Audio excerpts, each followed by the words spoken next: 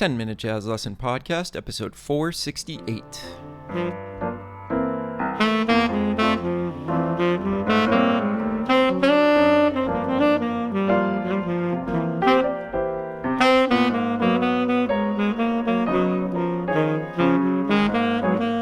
Hey everybody, welcome back to episode 468 of the 10-Minute Jazz Lesson Podcast. This week we are continuing our series on taking some bird vocabulary from his great tune Billies Bounce and doing a whole bunch of stuff with it.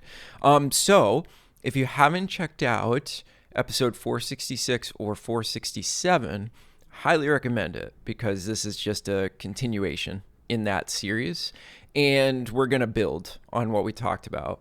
So just as a quick recap, on episode 466, we discussed what we're going to be doing this month is taking a tiny little piece of vocabulary, in fact, the opening line from Billies Bounce, and we're just going to be doing a whole bunch of different things with it. So to get it back in your ears, that line is... so simple, something that all of us have heard before, probably have played before. But just so deep, so much going on there that we can learn from. So then last week, what we did was we harnessed the power of the chromatic neighbor tones in that line.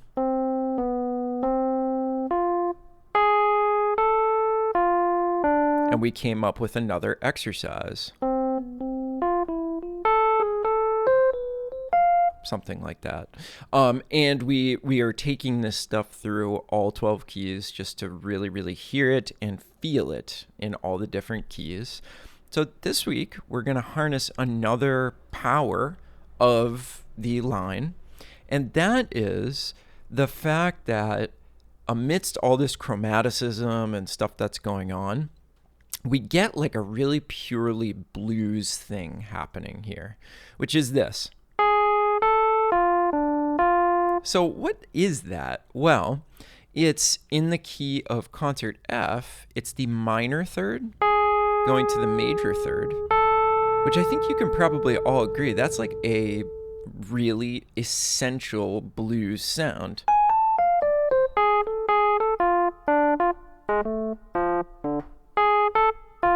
Right? We hear that kind of stuff all the time. And the blues is all about sort of that space between the minor third and the major third, right? So we hear, we may have thought about that as, oh, well, that's a chromatic approach tone, which it is, but it's also kind of the essence of the blues. It's kind of doing double duty. Now, we hear one more thing that actually I hear not enough people harnessing the power of, and that is in the blues and older styles of jazz, well, actually every style of jazz, the 6 back to the 1 is just as powerful as the 7 to the 1. We think about the 7 as the leading tone, right? And obviously that note in the key of F, E, has an extremely strong pull to F.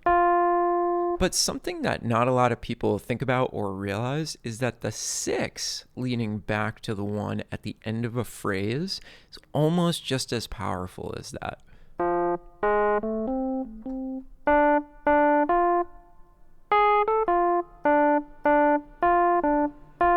You hear that? And that probably sounds so familiar to you because hundreds and thousands of our favorite jazz musicians use that sound all the time, okay? So the line that we are coming up with this week is going to harness the power of both of those things. The fact that we want to use both the minor third and the major third. And also, important note, if you play an instrument that has flexibility pitch-wise, like I'm playing a piano right now, I can't really play in between those two notes. But if I were playing saxophone, I could certainly bend in between those notes, really harness the power of the space in between the half steps That's really what we're thinking about. That's the essence of the blues. So we're using that.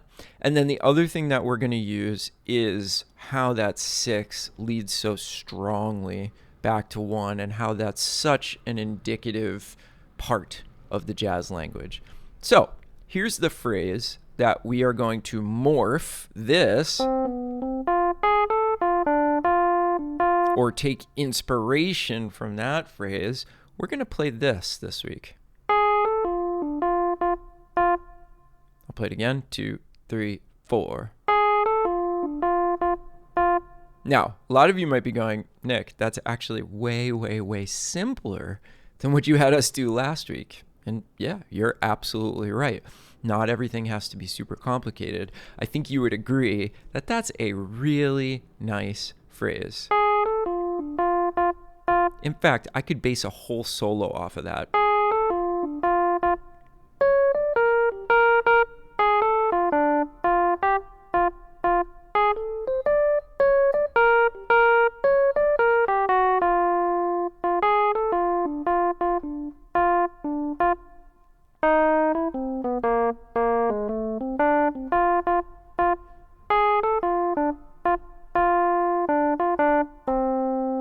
Right? So it doesn't always have to be complicated. In fact, sometimes the simplest stuff is the way to go. So your job is to just simply learn that phrase in all 12 keys. We're going to do what we've been doing on the previous 2 episodes where initially we're going to take it around the circle of fourths. I think that's really, really important. We should always kind of work on the circle of fourths. That's just such an important sound. So in that way, we would take it around the keys. 2, 3, 4. 2, 3, 4, and so on and so forth, right around the circle of fourths. Now, in the previous 2 episodes, I also had you working on a second order, which was half steps. But we're going to break that today because if we become too reliant on that, our brain's going to settle into this big pattern and we're not going to be able to do it in any other orders. So the second order for this week is going to be whole steps. And you're going to do 2 sets of 6, basically. So that's going to sound... Now you're going to move up to concert G. Then concert A. Not only is it good to break yourself out of the pattern of half steps, but it's also good for you to hear something completely different. And that one's kind of a funky one because like it sounds pretty familiar for the first 2 keys, and then when you get onto that third key, it's like, whoa, okay, maybe I'm not super used to this. And when I was making the practice tracks for you this week, I had a little bit of trouble. I haven't practiced in whole steps for a little while here. I got to get back to that. So it goes away fast. We want to be practicing in all these different orders. So the Patreon members are going to get the initial line in the initial key actually written out for you on staff paper. And then you're going to get the chord sheet that follows along with the progression through both the circle of fourths and whole steps. You will also get a practice track of me playing it on piano so that you can test your abilities. If you're not sure what I'm talking about and you're new to this show, we are a listener-supported podcast. We don't do any ads on the show. Instead, we just rely on jazz students like you that like the show, want it to keep coming out, and want to support us. And in return for that support, you do get all these supporting materials for every single episode that we've ever done. We do that on the Patreon platform. It's a very small monthly donation. So if you want to support us, get all the practice stuff that you need, go to our website, 10minutejazzlesson.com, click on one of the Patreon banners, or go to patreon.com and search for the 10-Minute Jazz Lesson Podcast. Got quite a community over there, over 350 people supporting the show. Thank you to everybody that chooses to do that. That's the reason these things keep coming out. All right, so get on this third one. This might move a lot faster this week, right? So if you get through it and you still want to practice more of this stuff, just go back and review some of the other stuff that we've done. Try to get it faster, try to get it smoother, try to get it happening without thinking, right? There's always work to be done. Okay, I'll see you all next week. Hope you have a great weekend, and we'll talk to you soon. Bye.